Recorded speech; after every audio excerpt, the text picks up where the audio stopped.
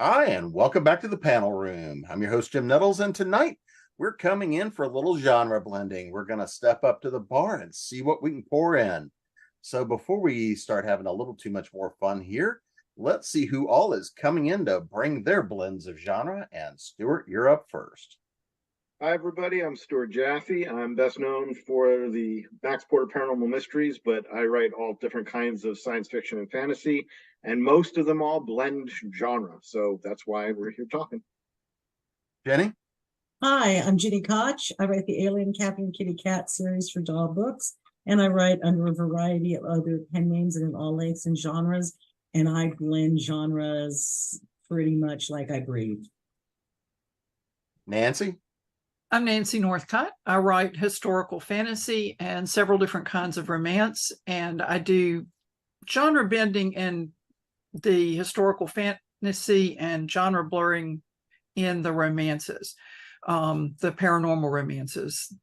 The others, not so much. So it's sometimes yes, sometimes no. Susan? I am Susan Roddey. I write dark fantasy and horror as S.H. Roddey. I also write all different variations of romance under another pen name. And I'm one of those people that could not stick to a single genre if my life depended on it. So, Jay? I'm Jay Smith. I'm a writer, podcaster, and audio drama producer. I write mainly horror, but also science fiction. I love the blend genres, especially techno, geek, noir thrillers. And El Marie. I'm Elle Marie Wood, and I'm a psychological horror author. So by nature, psychological horror blends mystery, thriller, science fiction, fantasy, romance, etc. So just by nature, I guess I blur genre lines. And actually, let me kind of start on that topic right there, because I mean, all of us write to an extent in science fiction, fantasy, urban fantasy, horror, these sorts of things. And so by nature of that, we're almost always by default playing in a couple of different genres.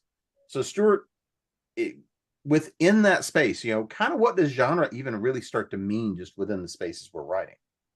Well, I think a lot of the reason you even have that is because science fiction and fantasy is more a milieu than a genre. It's just an existence of itself that we can tell a mystery story in a science fiction world. We can tell a thriller story in a science fiction world, a romance, any kind of story, we can put it in a science fiction setting or a fantasy setting.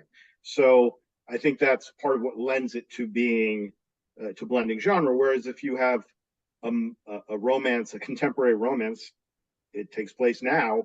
Anything that takes place now is whatever genre it is, and it can just be that.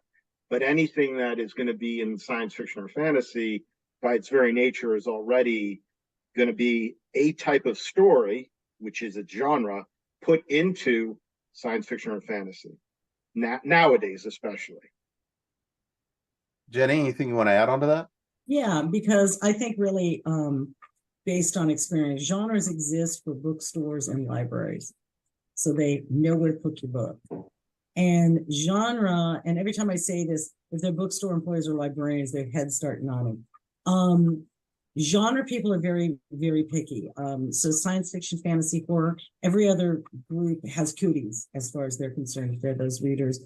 Mystery, they don't look anywhere else. You won't have anything fun for me. You want to know who will wander the entire store looking for something? Romance readers.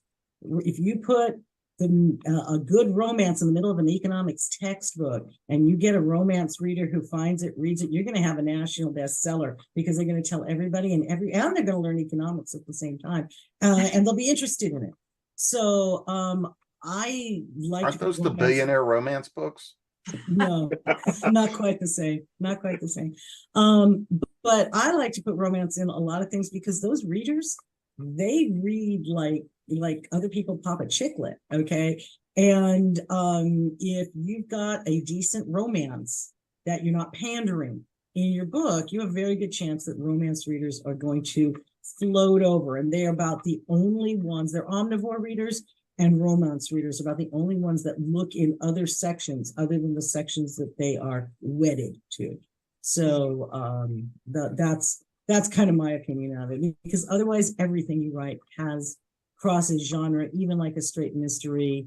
In a contemporary moment, something else has to be happening. They can't just not get together, right? Something has to conflict. So I think there's much more genre blurring and blending than even the categories want to tell you there is. Nancy?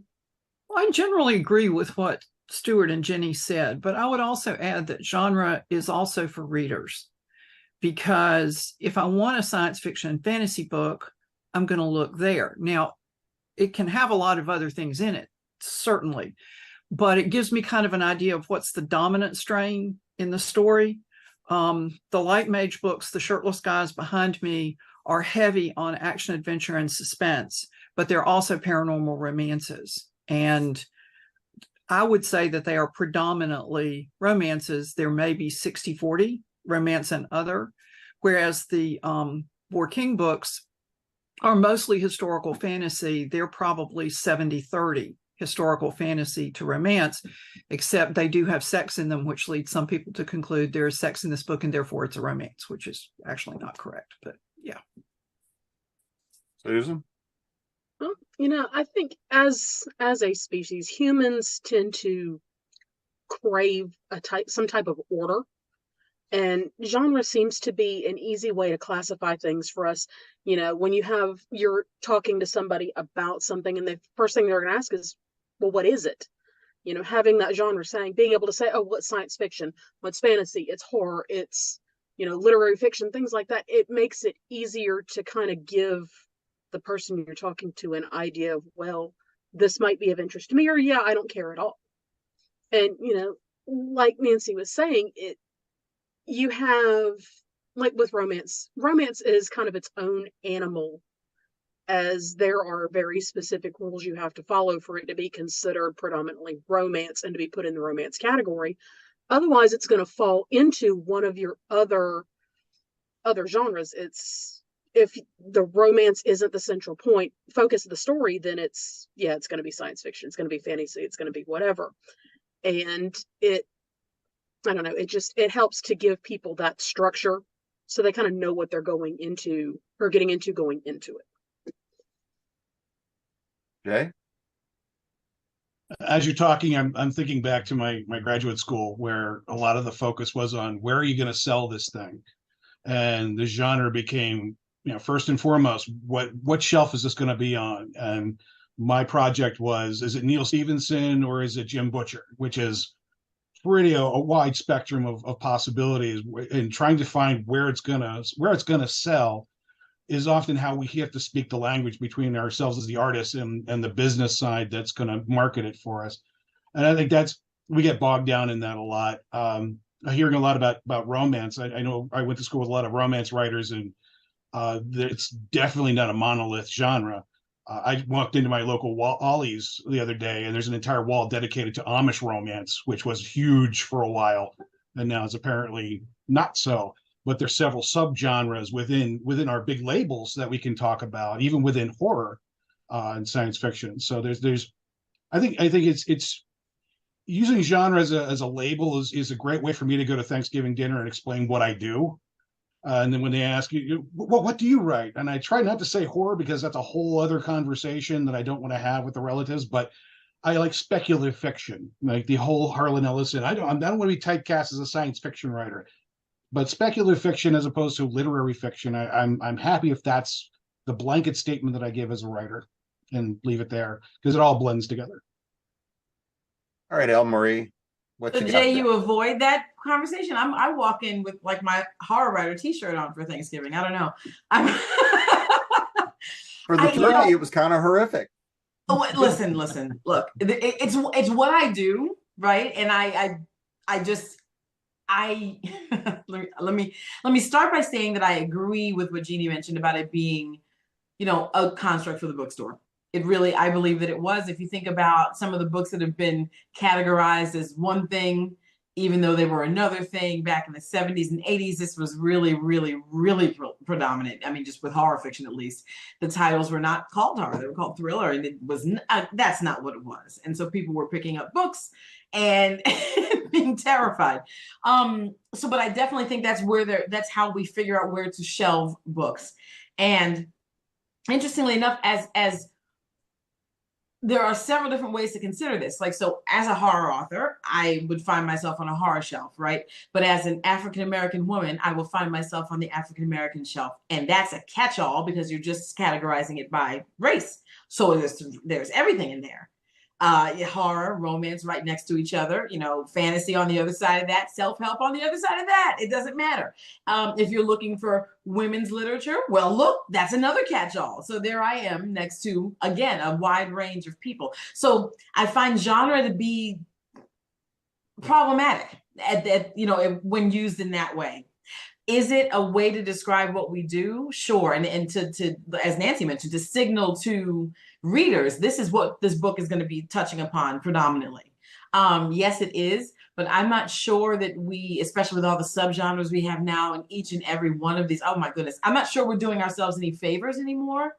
And I would submit, though, one thing, we talk about romance writers doing a lot of reading, and you're right about that, Gini. They'll read anything as long as you tell them. Mhm. They are reading and looking for happily ever after, and we give them this horror story that has, some that's not happily ever after, right? Oh, yeah, that's a lie. Yeah, that's a lie. Exactly. That's And if we say to them, okay, this is a romance book, as opposed to saying it's a horror book with romance elements, they feel misled. So with genre, all these definitions are correct, I think, altogether, but we have to be very careful how we use them. I'd like to jump in on that because you're touching on something that I think is really interesting, which is in the past, the 70s, the 80s, basically before Amazon, all these genre categories were there. We already said this for bookstores, but they were not there. They were there to sell books, less to, like you were talking about, having an African-American section. They're there to just drive African-American readers or people interested in African-American authors there. They don't care what you buy, just that you're going to buy something there. And just like there was a horror section back when I was a kid, and Stephen King was huge, and then it imploded, and Stephen King is now fiction instead of horror. There is no horror. Well, horror sections are coming back, but it's another story. Or even go further back, if you can find like first printings of Lord of the Rings, like the paperback, it says science fiction on it. Not because fantasy didn't exist as a separate genre. And that was not because fantasy didn't exist. It was just science fiction is what sold. And that name sold better. Now we're in a point where bookstores, brick and mortar stores, don't drive the conversation. Amazon does. Right. And because of that, that's why we have all these subcategories, because now the reader is the one who says, it doesn't sit there and say, well, take me to the African American section. They say, I want a book about this, this, this, and this. And we can narrow it down that much for them. So I think that's pushing, us authors, we've been blending genres since day one. We never cared as long as, and publishers were just like, okay, just don't blend it so much that we can't put it in one place or the other. But I think Amazon is, like I said, I think the power has shifted from the bookseller to the reader in a sense. As to how I also want to say something. Jay brought it up, speculative fiction. In the 70s, everything we're writing, everything would have fallen under speculative fiction. Yep. Right. And I called myself a speculative fiction writer until it dawned on me that has now somehow become some weird little subgenre, a subgenre of science fiction. I'm like, everything's speculation. If it's fiction, and especially genre, it's all a speculation. Right. So I think the terms come around and go around and everything else. And what everybody really wants is a book they're going to like, that's going to, grab them right at the start, not have a saggy middle, and have a satisfying conclusion. So, and genre is something that helps them guess what that conclusion will be. So let me kind of stir this pot just a little bit more, because kind of knowing the answer was going to be that fundamentally, a lot of genre is about how do I put it on the shelves? How can marketing people decide where it goes, right? Well, with the explosion and the advent of indie publishing, small press, there's a lot more options to actually get stuff out, pushed, and published, which I think is part of the reason we've got so many subgenres now, is there's enough stuff to classify that way. But at the same time, there's also a lot of other marketplaces that exist beyond just where are the handful of places that the publisher marketer is going to go try to place something, right? So Jenny, you write in both worlds. You're a hybrid author, meaning traditional and indie published, not, Yes. hey, I went and paid somebody to publish my book. That's a rant for a different day. Oh, a very different, yes. But looking at that idea of traditional versus indie publishing, or even small press publishing, how does genre and the genre blending work between the two? In other words, is there something you're seeing here in terms of how much they'll allow stuff to go into the mixer before they go and say too much vodka? Okay, it's going to depend on your publisher and your imprint. Okay, because if we're talking about the big whatever, when I started it was the big six. I don't know what number we're at now, but it isn't six anymore. All of them have multiple imprints within them, and each imprint has its own dividing line of when you've crossed it. Which is why in traditional it really helps to have a good agent, because your agent kind of goes, it's never going to fly over here because XYZ. So yeah, I'll send it. Don't hold your breath, right? Or I'm not even wasting our time. I'm going over here where they're going to enjoy this. This is something that they would like. So you really have to have a little better handle on what your main genre is.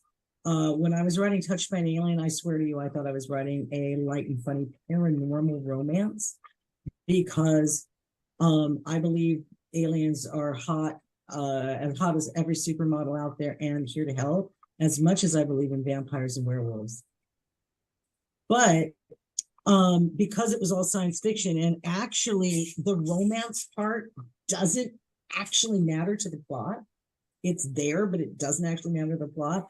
My agent said, this is not paranormal, this is science fiction. And we're going to go over here, here, and here. And here's why we're not going there. Here's why we're not going there. I think the one you asked for is the right choice, right? So that's all traditional big, down to, I would even say the big small presses like Titan and some of the others of that level, IDW. Those are still considered, don't laugh, small press.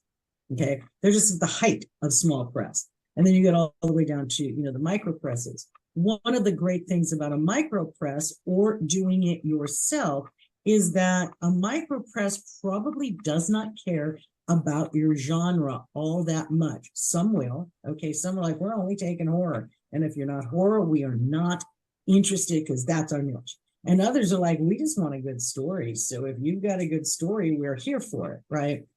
So it gives you, I think, more freedom. But you also, then you have the distribution issue and all these other things that go along with it. But I just think the smaller your press, the more likely they are to either say absolutely not or sure, come on in. A bigger press, if you're right on the line, they might look at your book and decide you're enough on the line, or they can edit you over the line that it's theirs, right? So I have no idea if this actually answered the question or not. But there you go. There you have it. There it is.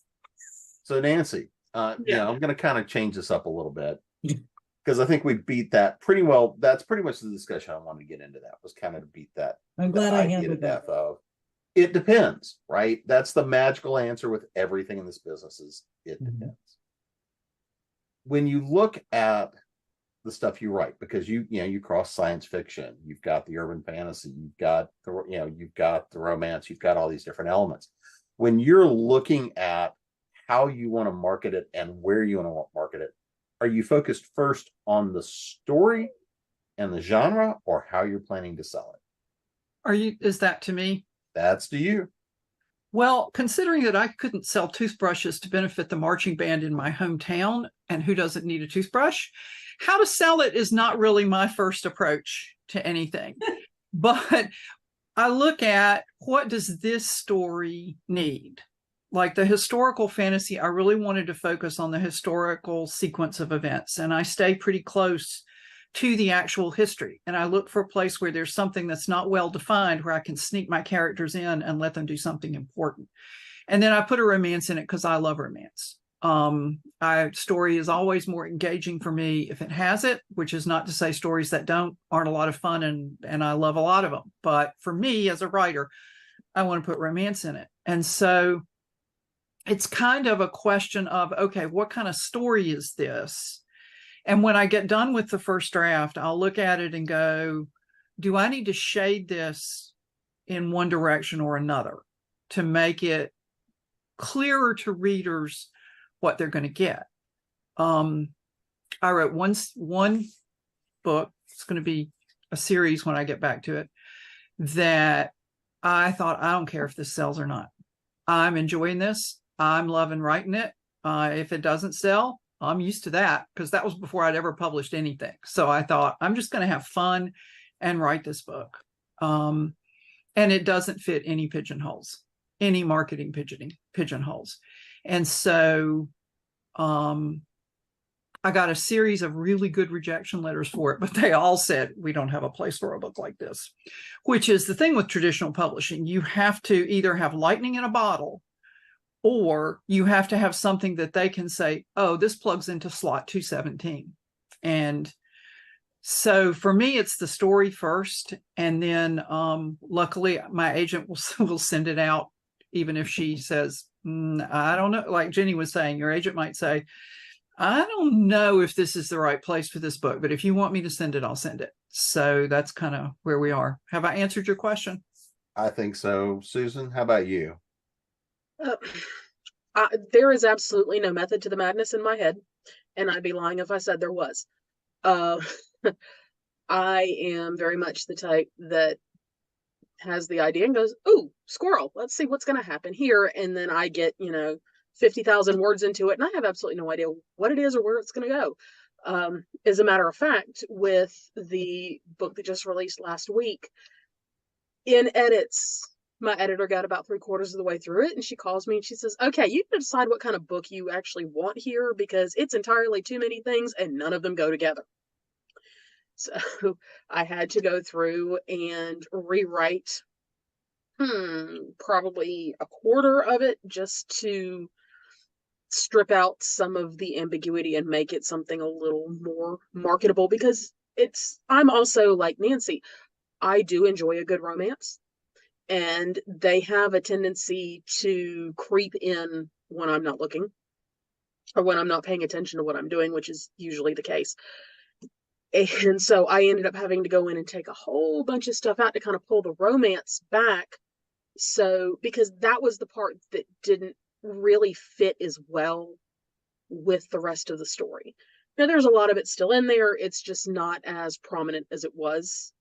And down the road in later books, it'll probably show up again. And I imagine by the time I get to book 2, we're going to be having the exact same argument, because that's it. For me, it's never about how am I going to market this? What shelf is it going to go on? Who am I going to sell it to? It's all about get this thing out of my head before it drives me crazy.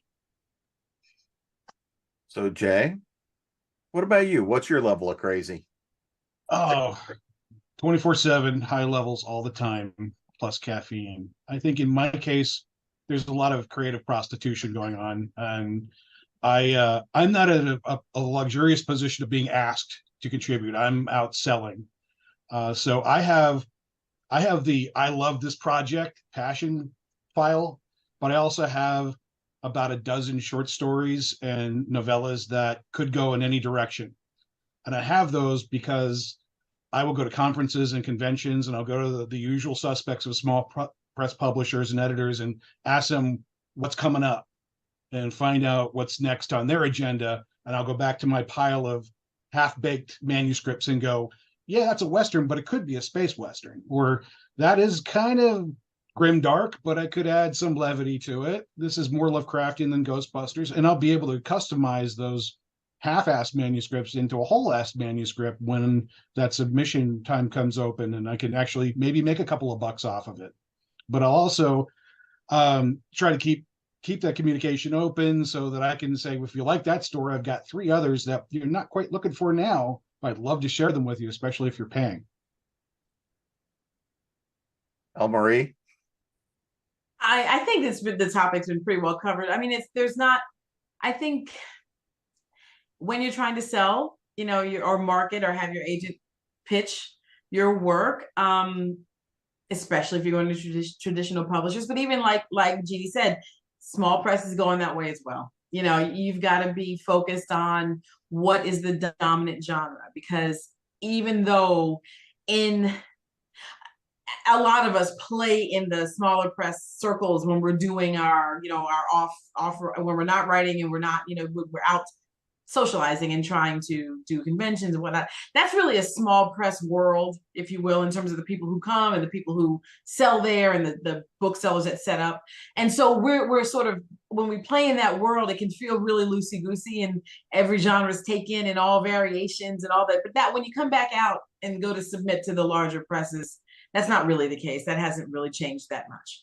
And I'm not saying that you can't have any mixes at all, but I'm saying they're still looking for a specific thing, and you have a slimmer chance if you can't, if the dominant genre, if there is no dominant genre, that can't it can be picked out or can be emphasized in edit or called out initially, then you have just a difficult time getting them to even look at the manuscript. And so that's something to consider. But that said, that's something to consider in a general sense. If you really want to keep your blended, blurred, cross genre stuff going, there are markets for that. It may not be this large press market. It might be this smaller press that focuses on Bizarro, which I'm still not 100% sure exactly what Bizarro is. And maybe that's the point. You know what I mean? So Hunter Thompson is still trying to figure out what he was. So I just don't know what it is. But I mean, it's there are markets for that. It just may not be, what you might have been thinking, going to B&N or Books A Million and finding your book there because it's a traditional press deal. That might not be what it is. That doesn't mean you don't get a book deal. Just means it depends on the kind of book deal. So you don't have to necessarily stop doing your cross genre stuff or your blurred genre stuff. You just may need to change your sites. Stuart, anything you want to throw on top? Well, I guess just to funnel it all down into one thing, because I agree with everybody here. The thing I'd add is that something I've said it when I'm talking to new writers a lot is I tell them every few years they should sit down and have a conversation with themselves about what success means to them. What is it they're trying to accomplish, what their goal is, because this is usually what I say for whether you want to be indie or hybrid or traditional. It all depends on what you're trying to do. And in terms of what genre you're going to do or genres, it's the same question, because I'm fortunate enough that I do this full time, make my living doing this. And one of the downsides is Nancy, I think, was talking earlier about some crazy idea she had that she just wanted to write, so she wrote it.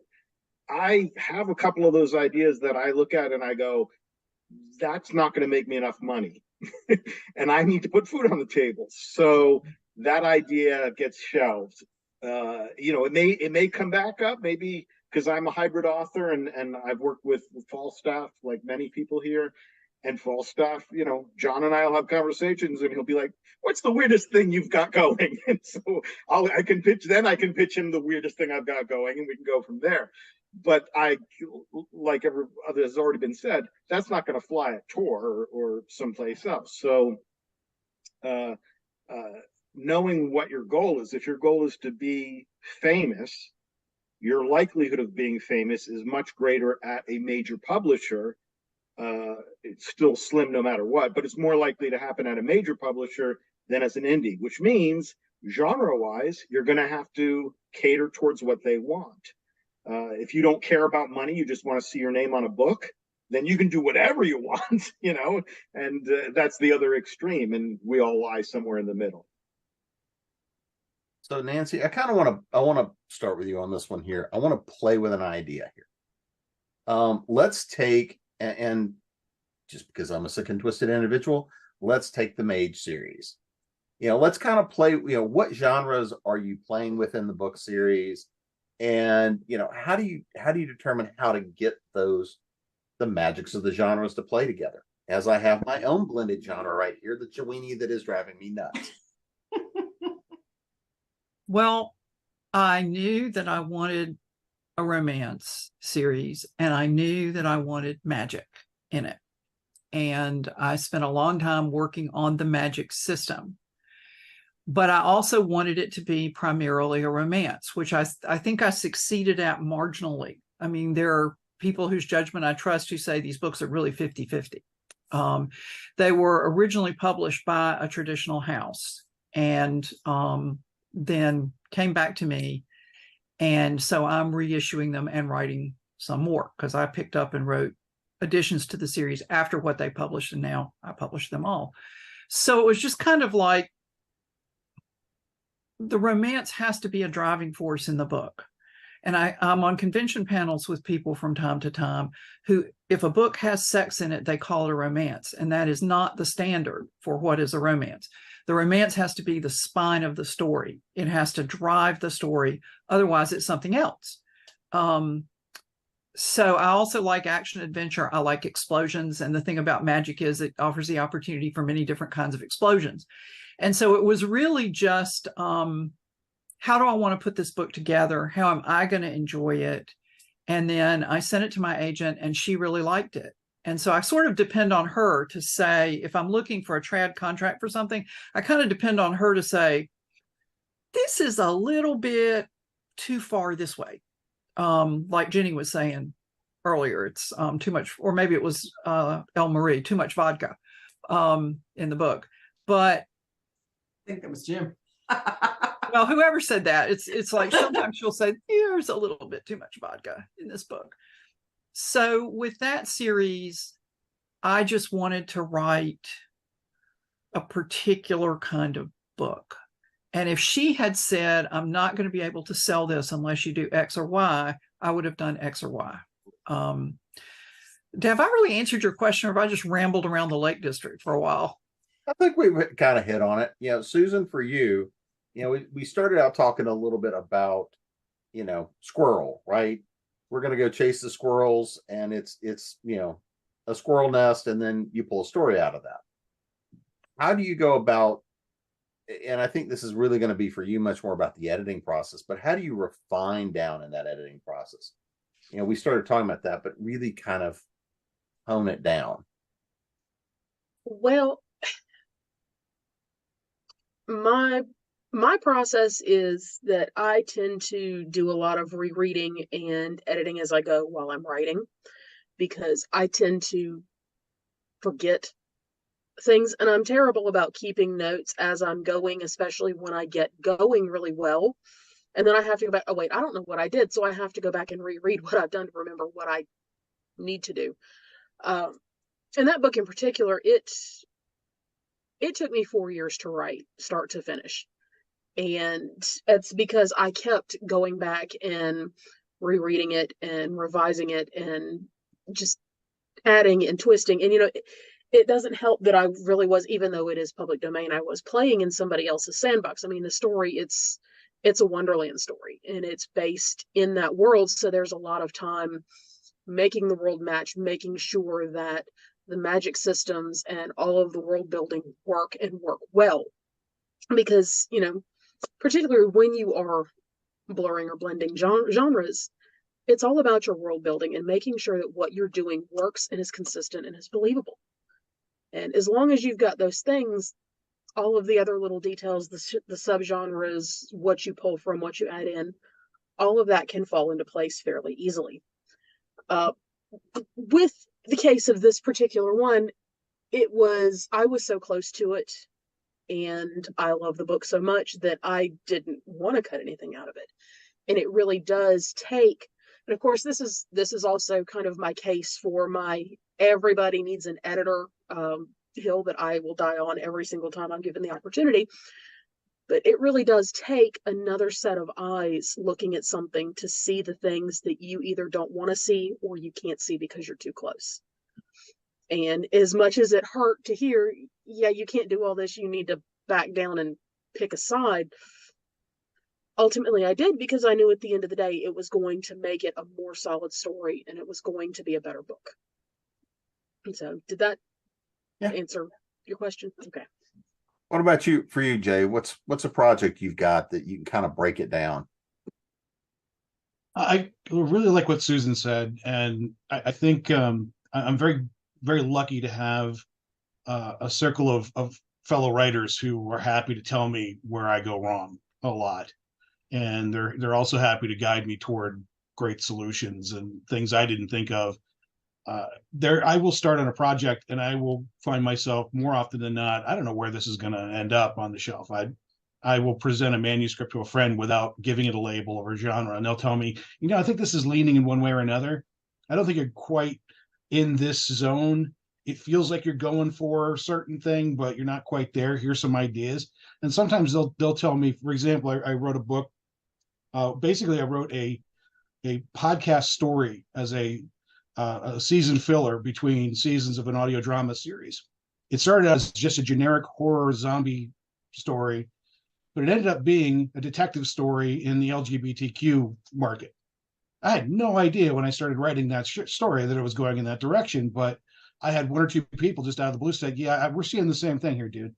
And it ended up, instead of my core people of listeners who were listening to the audio drama, it was a whole different market of people who recognized traits within this character, and they connected to it on a level I never expected. So there have been times where I'll get to the middle of a story and I'll have a peer reader tell me, or a beta reader tell me, I think this is a completely different genre or subgenre than you intended. I'll even have readers tell me in the middle of a season of an audio drama, they'll tell me this is starting to sound more like a Western.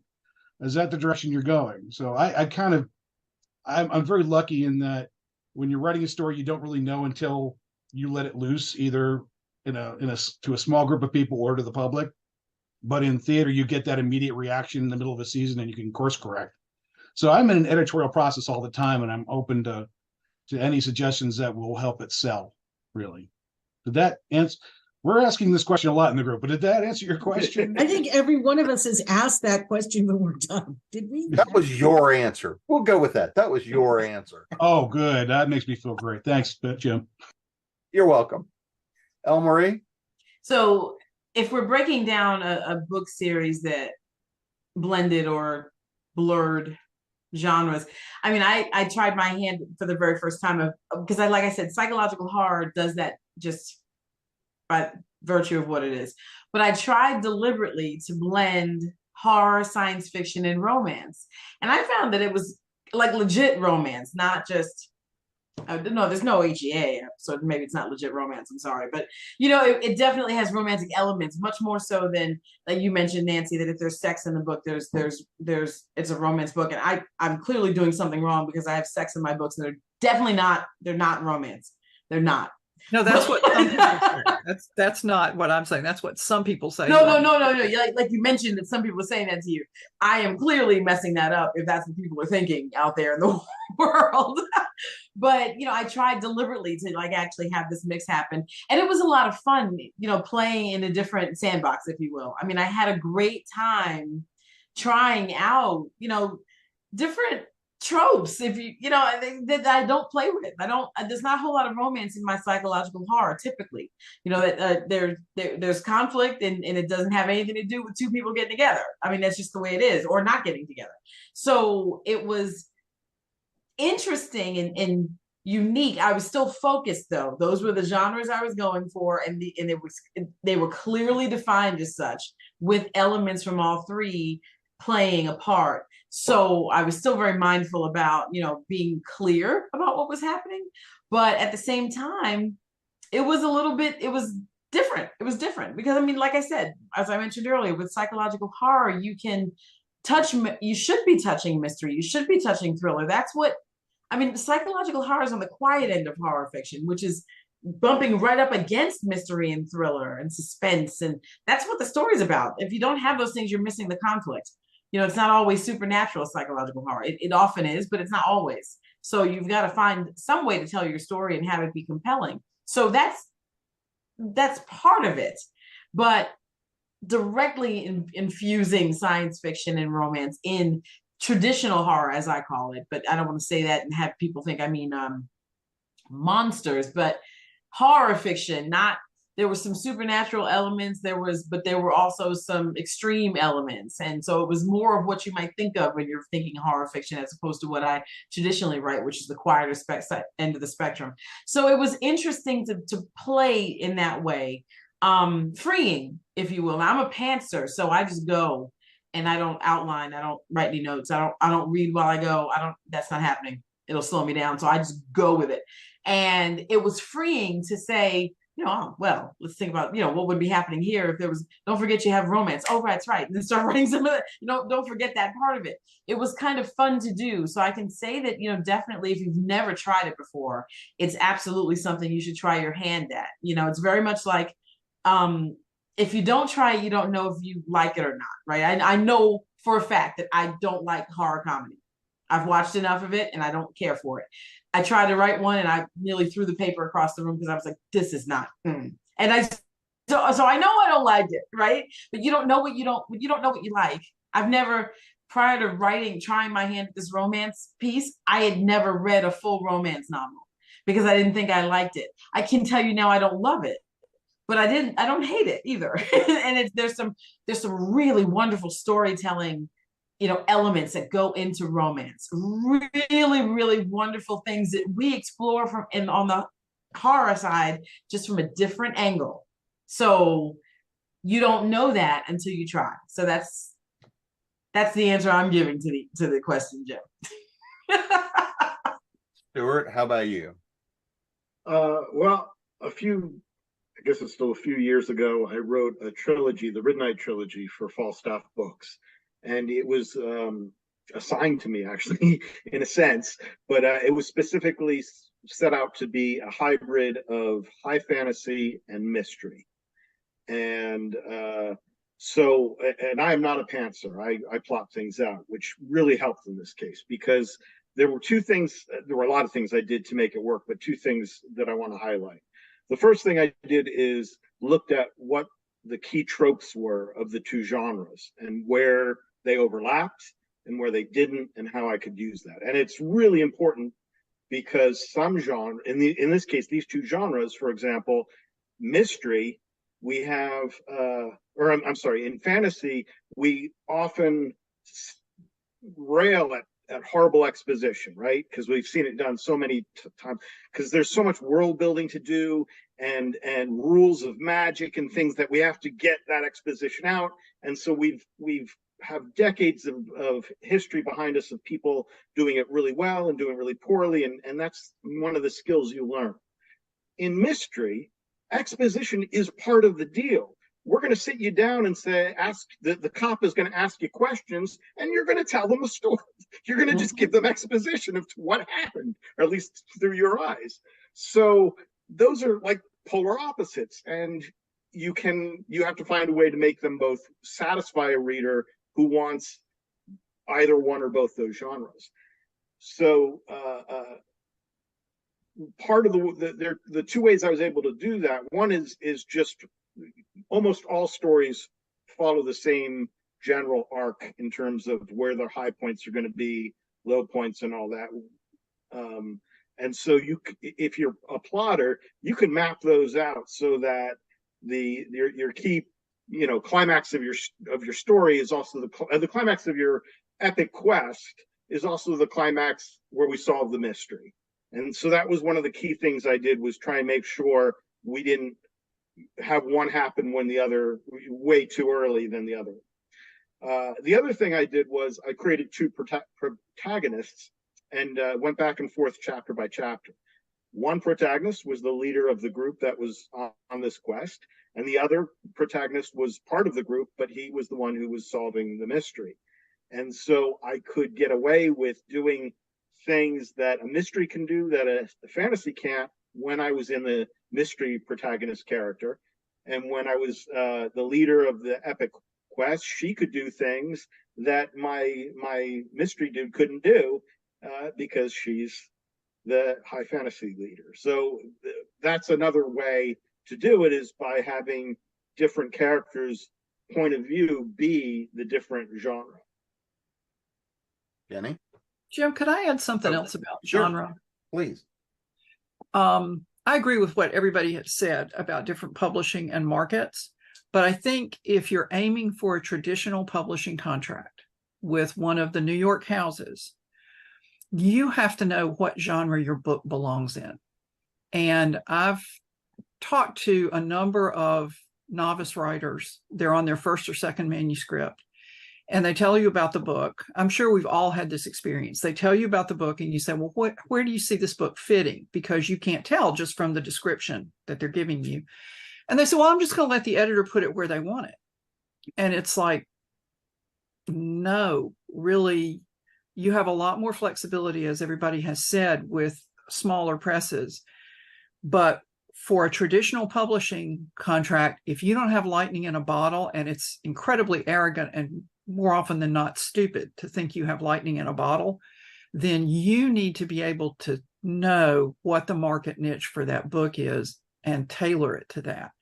And I think that gets lost sometimes in everybody talking about, RWA talks about write the book of your heart. Everybody talks about be true to your story. And I think you can be true to your story and aim it somewhere at the same time. And so it's if traditional publishing is an author's goal, they need to really understand the genres. So Jenny, I'm gonna hop back for a second just to kind of round out this idea of, can you take, I want you to take the Alien Kitty Cat series and kind of break that one down. Okay. Well, first of all, let me mention that where you think you're going is not necessarily where you should go. Like Marie, I'm an extreme linear writer. I start with the title and the first line, and then when I get to the end, I stop. There's not a lot of planning, but like Susan, I do go back. I edit as I go. In a lot of cases for the same reason. What was that character's name again? What did I write here? Oh, this does not belong here. This belongs over there, right? So I'm extremely linear, but I do edit as I go along. When I was starting to write it, I had a dream. About 50% of my story ideas come from dreams. And I was going to write a dark, short, noirish horror story. And what came out was neither dark nor noirish. And the horror was more on the comic book side of superhero, right? And I let it ride. I let it roll, because why not? You can fix anything in post, right?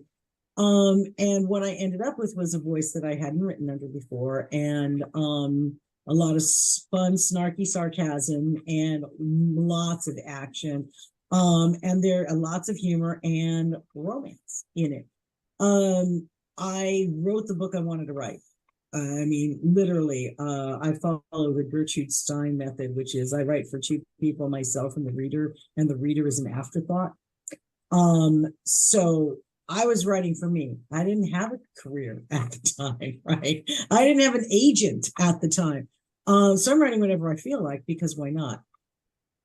As I got through it, and the short story tried to reassert itself a couple of times, and I let it go, and then I cut it and wrote something that was more appropriate.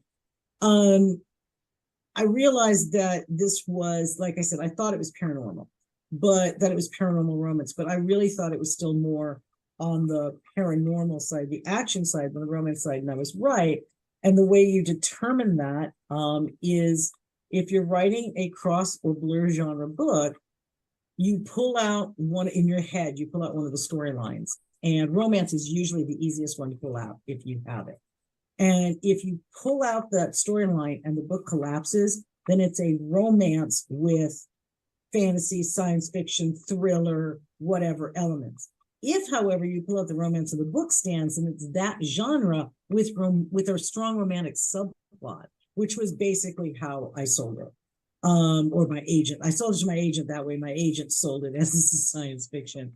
But, as I said earlier. So that's how that worked. I didn't focus on genre tropes. I focused on what was really good for the story. And again, I didn't have a career at that time. Now, I have to hit certain beats in every Alien book because there are expectations that I will hit them. Okay, I don't have the luxury of saying, I don't feel like doing that this book. There's an expectation in a long-running series that it's going to be different, but you'd better hit these certain beats or your fans are not happy with you. So it was very different writing book 1 than it is writing, still almost done, I swear, book 17.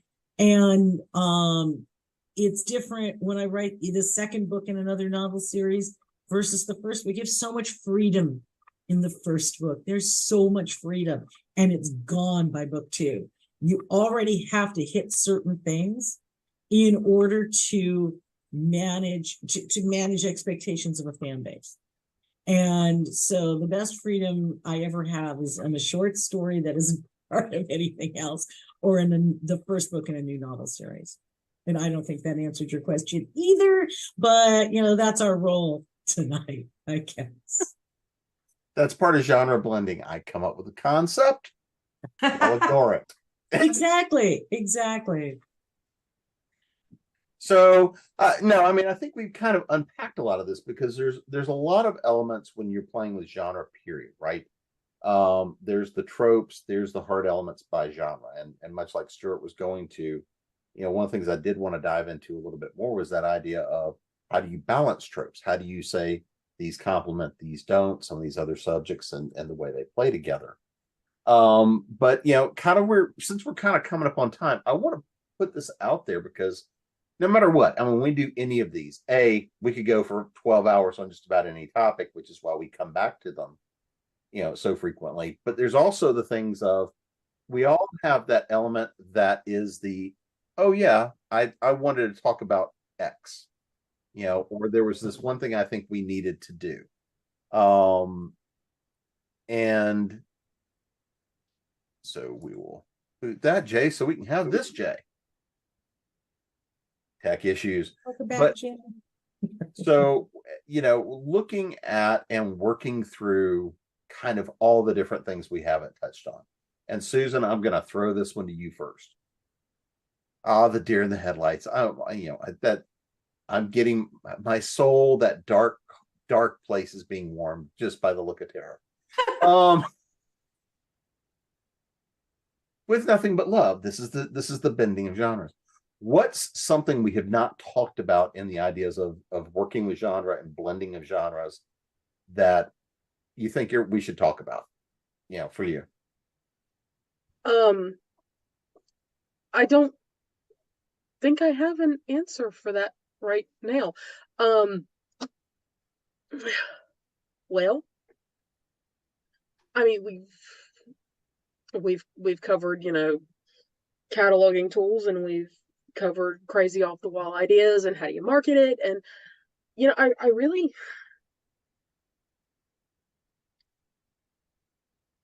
don't know. You're gonna have to come back to me on that one, because I really don't have an answer for that right now. All right. Elmer, what have we not touched on that you think we need to hit on? Well, I think that as writers, we need to realize that practice does make perfect, right? And so if we don't, I touched on this a little bit in my last answer, but I'll dive in more here. If we don't stretch our legs, we're just going to write the same old thing over and over and over.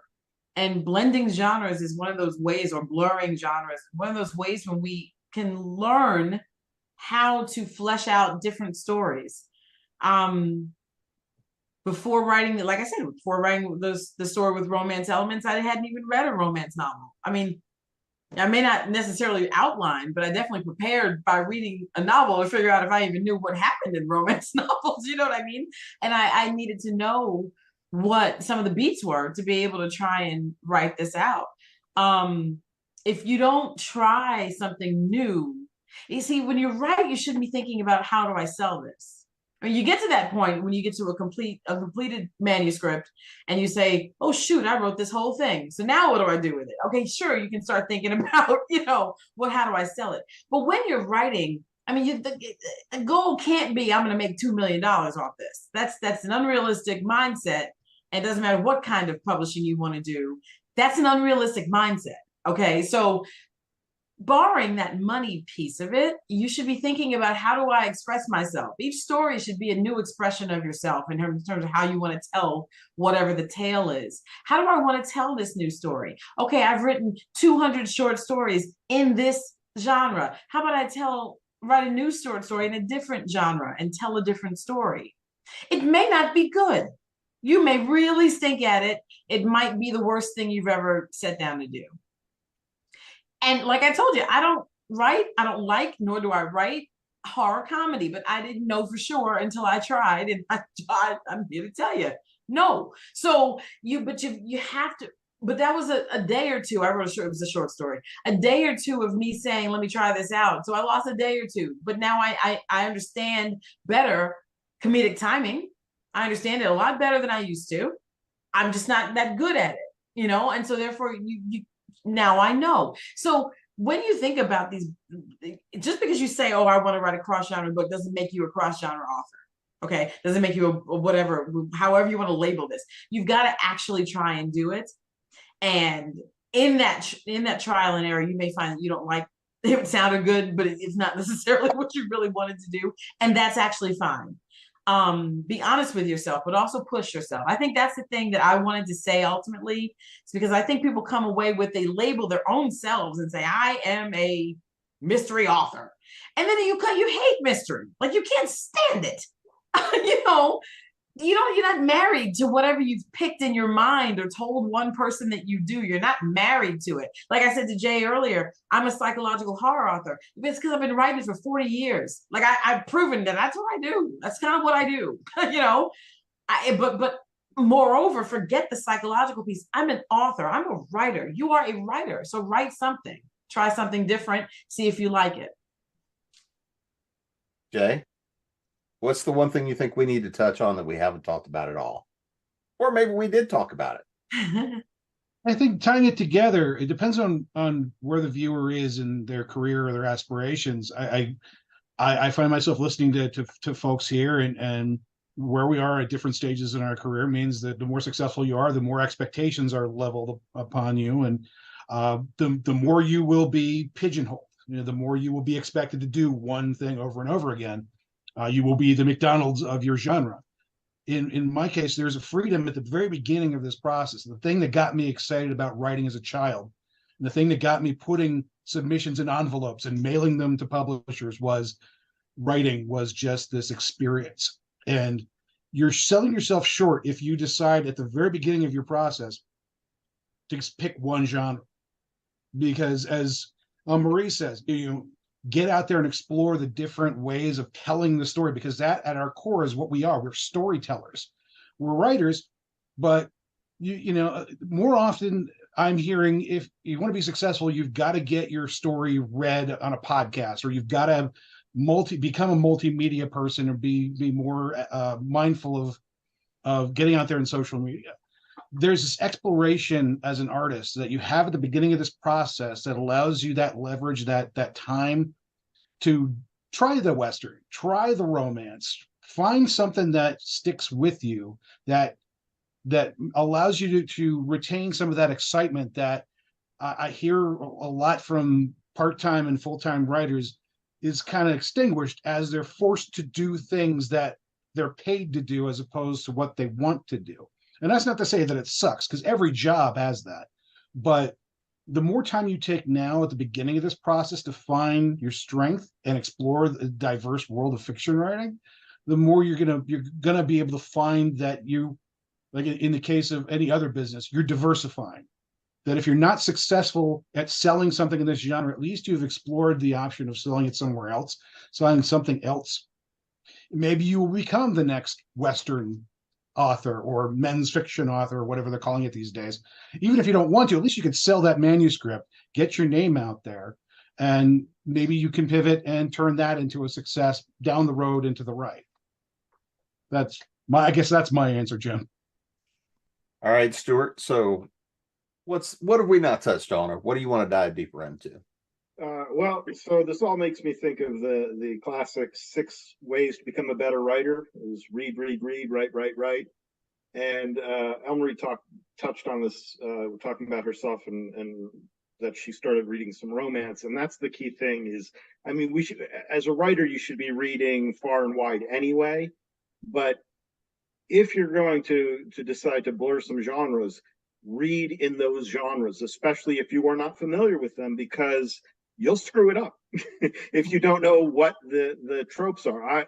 I've been reading a bunch of romance lately, not so much because I want to do a blur genre thing, but just I suck at writing romance and I want to inject some of that into my books, even just as a subplot or a subplot. So I'm reading some of it to figure out, well, how do they work? What are the beats? What are the moments that are valuable that because especially if you're doing it as a subplot, you're not gonna, it's not a full arc. I mean, it is a full arc, but it's not every beat that you would have in a novel. You need to hit the highlights. So you got to figure out what they are and know what authors speak to you and what is it about their work that speaks to you. You're only going to find that out by reading, and that's the thing. You got to read the stuff. Jenny, what have we not touched on, or what do you want to dive back into? Well, first, I want to wholeheartedly agree with what Stuart and Elmarie said in terms of be read. Terry Brooks and Terry Pratchett both gave this advice in different times, which was you need to be extremely well read in every genre you write in. But once you start writing, you need to stop reading in that genre. And they're not wrong, because they said what happens is you unintentionally plagiarize. Now, I think once you're really comfortable in your genre, you can start reading in other people's genres again. But there was a while at the start of my career, I could not read. I remember I write in every genre. I couldn't read anything but humor, because that's the one thing that I was like safe in. Now I can read all stuff because I'm very confident in my voices. But one of the reasons why I write under so many pen names is exactly what Jay said. Okay, I don't want to be stuck having to be funny every single solitary time out the gate. It is hard work to make people laugh. It's really harder to kill somebody ugly and then you have to turn around and figure out a way to make people laugh without them screaming fuck you every time they talk to you on social media. So that is one of the reasons why I write under pen names. As Anita Ensall, I don't have to be funny. As Gemma Chase, I can delve into paranormal and gothic and a darker side and all these other things. As J.C. Koch, I write horror and I can kill. The monster can win and it's okay. And I don't have to make anybody laugh while I'm doing it. So to me, that's really good. But the other thing I think that really is important, because this is blurred genres, you need to be good at it. People shouldn't not be able to go, oh, well, that's the romantic subplot. And oh, well, it should be all of that. It should be seamless. So that you can't tell. Every mysteries are my first love. I love mysteries, despite what people think. Everything I write has a mystery in it. My characters have to solve something, but you don't realize it because I've blurred that in so well. That's the foundation of the foundation of my house, right? That's the sticks that are holding it up, and everything else that goes around it are the other genres. But I write mystery all the time. I have romance in almost everything because I like it. Okay, we're not here without romance. None of us showed up. Right? Your parents fell in love in some way, right? And had you. That's what romance keeps our world going around. I don't want to ignore it. I want it in there, but it doesn't always have to be the main focus. But you have to make sure that you're blurring it seamlessly, that it works in that. And I mean, I know Stuart's a really good writer. So when he's saying, oh, I have the fantasy plot and I have the mystery plot, I already know he's seamlessly blending those. Do you know what I mean? I don't have to say, oh, that might be clunky, because Stuart's a really good writer. Okay. But if you're starting out, you need to become a good writer and learn how to do that. So practice makes perfect. No words written are ever wasted, but don't feel like every word you write is gold and should be saved. Many, many things deserve to be cut and put in your deletes file. Nancy? Getting back to the blending subject, kind of a corollary to that's like Stuart was talking about the beats in a romance novel. Every genre has its beats. And sometimes people will write a blended genre book, and one type of genre, the plot that centers on that pops up every now and again, and it's not fully developed and it's not woven in. And there are different degrees to which you can do that. For me, what works best for me, and I know it doesn't work, that's not what everybody does, but I like to do a storyboard type thing, and I do a sticky in a different color for each plot line, for each chapter. And if I've discovered that I'm having trouble coming up with something to write on the pink sticky, then I think I better go back to that chapter and think, okay, sometimes it's just a sentence. It's a sentence or two that carries that storyline through, because that works for me, because that keeps me from losing track of it. But everybody has their own method, and people should do what works for them. But I think a mistake a lot of people make is they pay a lot of attention to one genre feature, and they don't, the other one's kind of an afterthought. And so it can't be an afterthought, I guess is what I'm trying to say. So, Susan, I've come back around to you. And I think everybody's already said anything I could have said, and they've said it better than I could. So I'm just going to have to take the loss and admit that everybody else here is probably a little bit smarter than me tonight. Well, I think we've taken a pretty deep dive, and we've mixed the drinks at the bar, but it's time to bring this Liars Close to a close. That thing. Yeah, it's been a long day. So before we get out of here, let's make sure everybody knows where to find you guys, and of course, the genres you guys have been blending. So, Stuart? You can find me at stuartjaffe.com. I'm also on Facebook. I have a group there, Stuart Jaffe's Madhouse. You can join that. And of course, everything's available in print, ebook. 90, probably 8% of it's on audiobook, Amazon, Audible, everywhere you want to get stuff online. So it's not hard to find me. Jenny? GiniKoch.com. I'm all over the place on Facebook. And you can easily join my free newsletter from my main Facebook fan page, Hairspray and Rock and Roll. Yeah, I'm on X, Twitter, Blue Sky, and Pinterest. It looks like I'm on Instagram, and I'm still not really there. People keep adding me. It's really stressful. And my latest releases I will be talking about with the next thing. But I have several genre releases coming up. I just have a old post-apocalyptic, but it's also got romance in it, and action and adventure. I have a humor collection that is combining all of my science fiction and fantasy humor shorts that aren't in the Alien series, and that releases today, actually. And every one of those stories is a blend of something, because there's humor as well as science fiction or fantasy and all the other stuff. I will be, I don't know when this will release, but later in October, I will be at World Fantasy Con in Kansas City. And so if you're there, please come by. Nancy? My website is nancynorthcott.com. I'm on Facebook or X. I mean, I'm on Twitter or X or whatever it's called this week as Nancy Northcott, at Nancy Northcott. I'm on Blue Sky as Nancy North. I do have an Instagram account, but I'm not really good at using it. So I'm not on it a lot. I have a Facebook group called imaginatively Nancy Northcott Street Team. And right now it's an open group, so you can just go and check it out. I have an author page, but I'm almost never there. It exists so I can do other things that require you to have an author page before you do those. So that's basically it. The last release in the historical fantasy is The King's Champion and its conclusion to the Board King's Honor trilogy. The next release in the Light Mage Wars book, which will be out at the end of October, is a novella called Magic and Murder. And it's, I guess, a secret identity kind of suspicion, murder mystery, paranormal romance. Susan?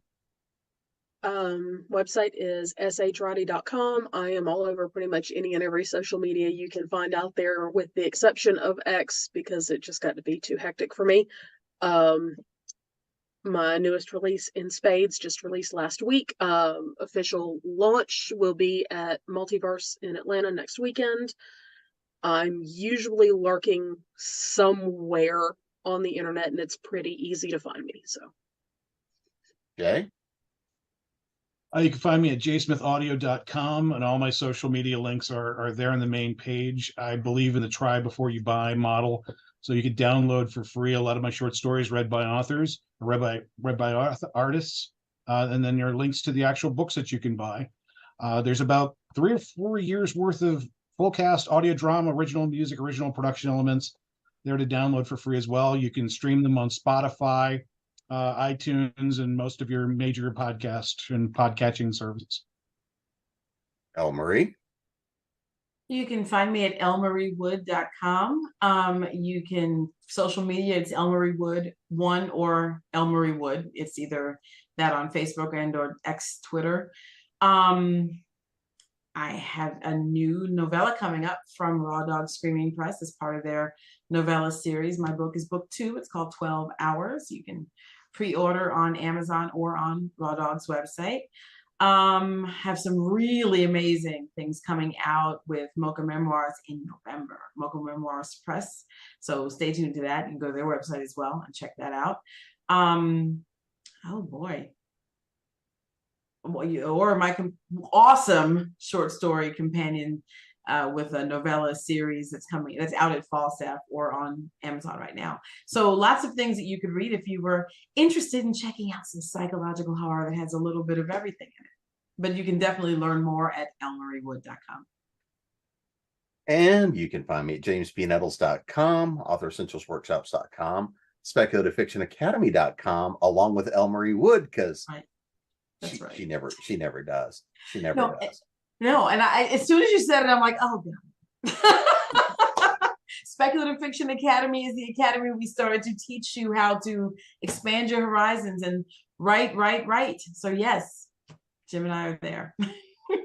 And of course, creatingprose.com. And then, well, when they stuff me in my box here. And until next week, this is the closing out of this Liars Club, and see y'all again soon.